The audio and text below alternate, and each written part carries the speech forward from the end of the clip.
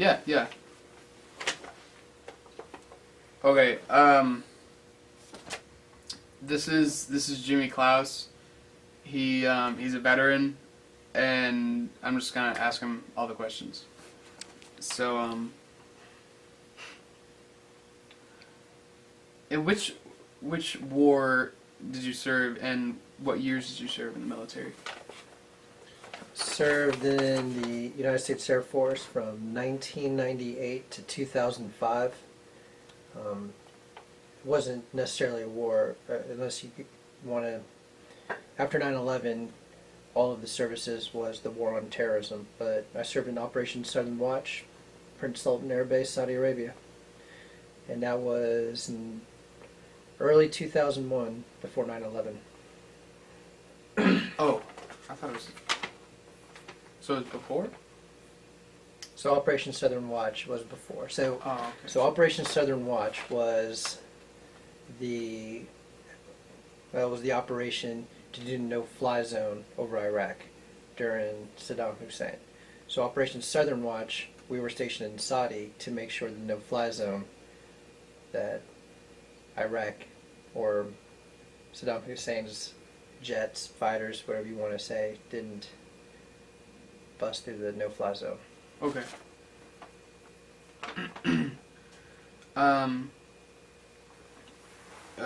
You were in the Air Force. What was your rank?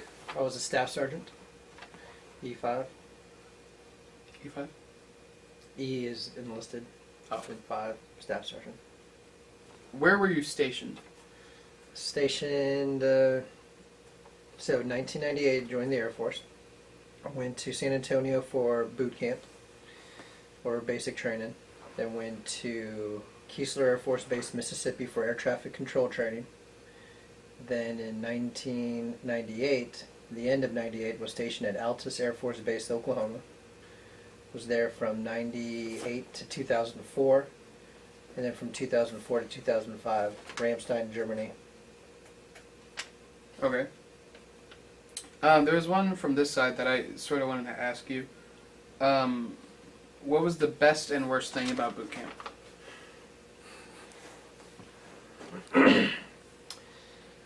The worst part about boot camp was, I think, the initial shock. Yeah. Because I joined the military right after high school. Well, 3 months after I graduated. So it was brand new. So the initial shock the first couple of weeks was probably the worst part.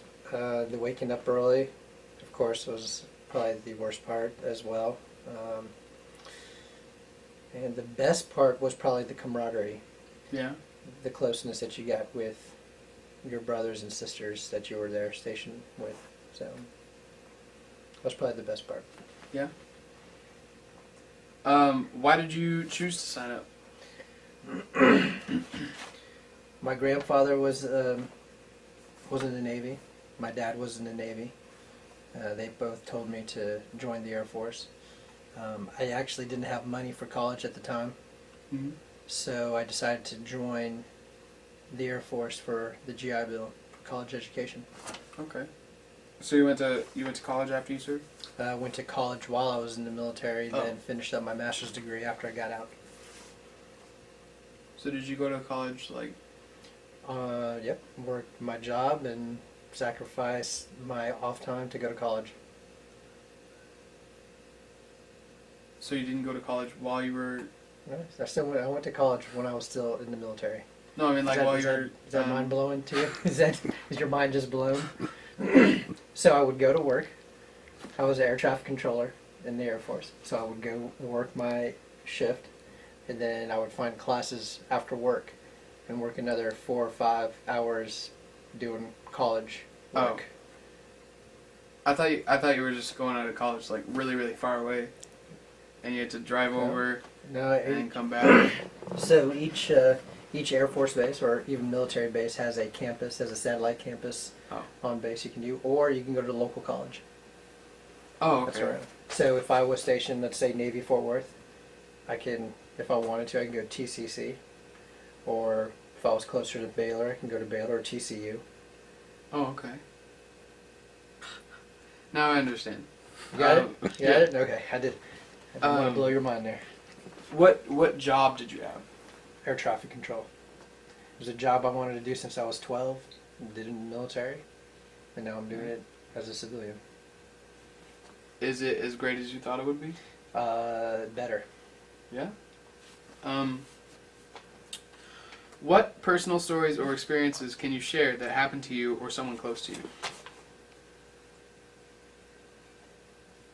This is eighth graders, right? Yeah. This is okay. All right, hold on. Let's try to keep it as friendly as we can. Then let me see. There's a bunch of good stories, from the military. I served almost 7 years, a few weeks shy of 7 years. I think the locations when I was stationed in Germany, I was able to travel to London, to Spain, to Austria, all over Germany. So that was some cool stuff. Got to meet some cool people. I was stationed at Altus Air Force Base, Oklahoma, which growing up near the beach, that was a culture shock.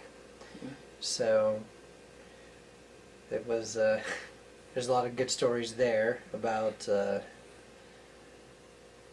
You said eighth graders? Eighth graders, okay.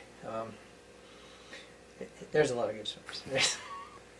Maybe I'll tell them after they're, later on in life. Anyways, what else? What's your next question? How has serving in the military changed your life? Oh, that is a good question. How it's changed my life. I can't speak for people that go to college right after high school. But for me, joining the military right after high school made me grow up. I was 18 when I joined. And it just, the responsibility, being an air traffic controller, going off to Saudi Arabia when I was, 21? I was about 21. And then after 9/11 happened, it gave me a sense of pride being in the military, a sense of accomplishment. And now that I'm out of the military, I feel as though I can probably accomplish anything because of the skills and the training that I received. Yeah. Okay.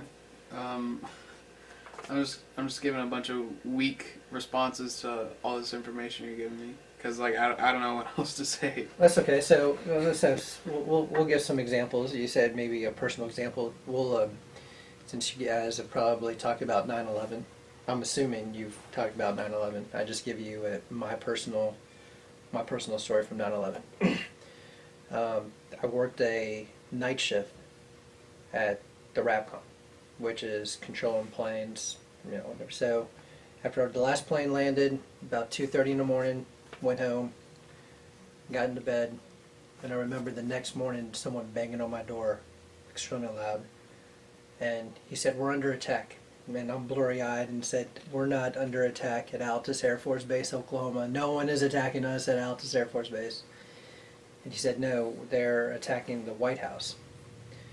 So I put on my BDUs, my camouflage pants, threw on a t-shirt and ran downstairs and watched the TV. And at that time, I saw the second plane hit the tower, the Twin Towers. And I knew as soon as that second plane hit the tower that it wasn't an accident, that we were being attacked. So grabbed my phone, called up to work. They pretty much locked down the gates. So anybody that was on base at the time had to work. So I remember going into work and looking at that radar scope, and there was not a single airplane in the sky. And that right there was the most eerie thing, in my opinion, because you were on an Air Force base, but no planes were flying. It was silent. And it was that way for a couple days until they started launching the tankers out of Altus to go refuel the fighter planes that were circling overhead. So during that time, and I think one of your questions, I think you said about patriotism. Yeah. Define it. I think at that time, after the towers, probably, from the stories I've heard from, World War II, World War I, for me, that was when our country came together and supported the troops.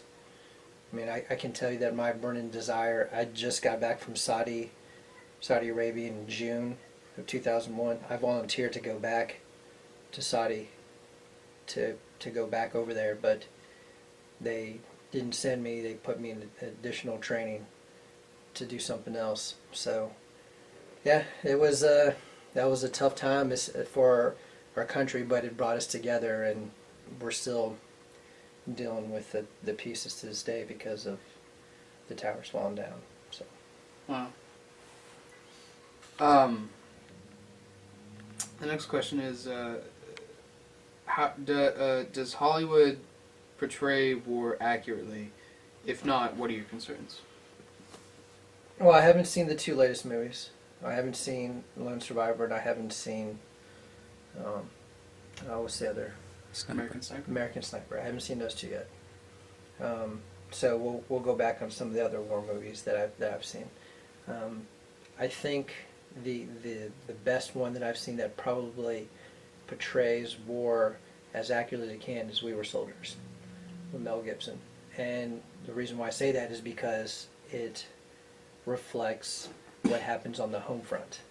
It reflects from the family side. It reflects what war is actually like to the families that are left behind. When you receive that letter notification that your spouse, your loved one, or brother or sister has passed away, that hits pretty close to home. And that hit pretty close to home for me, losing buddies in war, because it's just one of those aspects to where a lot of people don't want to talk about it. So the fighting scenes in wars, they make it out to be, one solid hero. And like I said, I haven't seen Lone Survivor, but it's not a single sport. It's a team sport. And I don't want to say sport. What I mean is it's a team. It's a team effort. When I was overseas in Saudi Arabia, it wasn't just me. I was there with a strong group of guys who were also away from their family. So they were family. We were a team. So. I know that you said there you had some stories that weren't necessarily appropriate for 8th graders, but do you have anything that you want 8th graders to understand about serving in the military? Yeah. Serving in the military is there's a lot of pride that you take for serving in the military. A lot of people throughout the country, maybe in this day and age, might have a negative idea of what soldiers go through. Maybe they don't like the military, whatever reason. But, in Israel, it's mandatory that you serve at least 2 years. I think it's at least 2 years. I think, and I feel, that everyone should serve at least 2 years in our military, because it will mold you and it will give you those 2 years to grow up. You mature very quickly when you're serving your country. Now, granted, we have the freedom of choice here and the freedom of will, but there's not a day that goes by that I don't regret serving in the military. I'm proud of this country. I'm proud of the guys I serve with. I'm proud of buddies who are still in the military. So I would suggest to every 8th grader to shake the hand of a veteran. Say thank you to a veteran. When you see someone in uniform, say thanks, because they're risking their life for you, for your classmates, for your teachers. And they don't ask for anything. They'll do it because that's the kind of pride they have. That's the patriotism they have. They don't do it for the paycheck. Trust me, they don't do it for the paycheck. But they do it for the pride. Yeah. I'm really sorry about those. Yeah? Or yeah. Okay. Yeah. All right. Yeah, cool. Yeah. All right. Yeah. What else you got? Now this last question is, I think, a gold mine for people that you're interviewing. What would you like to see the Obama administration do for the military? Off to the side there. The Obama administration do for the military. I would like to see the Obama administration probably give more support to the veterans, those that are coming back from war. That's what I would like to see, because those guys that are coming back, in my opinion, they don't get the support that they need. So that's what I like to see change. All right. That's all we have. Is yeah. Yeah. Okay.